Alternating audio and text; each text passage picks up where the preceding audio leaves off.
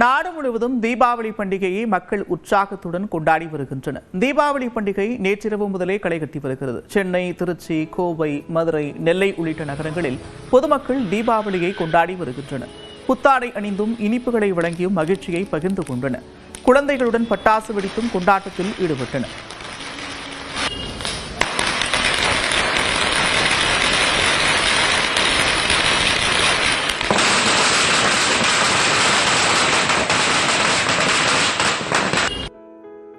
கோவை வேடப்பட்டி பகுதியைச் சேர்ந்த சரண், மைத்திலி தம்பதி புத்தாடை அணிந்து பட்டாசுகளை வெடித்தும் தங்களது தல தீபாவளியை கொண்டாடி மகிழ்ந்தனர். இதேபோல நெல்லை மாவட்டம் பாளையங்கோட்டையில் ஹரிதா, விக்னேஷ் புதுமண தம்பதிகள் குடும்பத்தினரிடம் ஆசி பெற்று தீபாவளியை கொண்டாடினர்.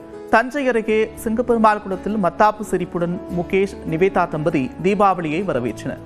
மதுரை சிக்கந்தர் சாவடியில் கிஷோர், பூஜா தம்பதி புன்னகையுடன் தீபாவளி திருநாளை கொண்டாடி மகிழ்ந்தனர்.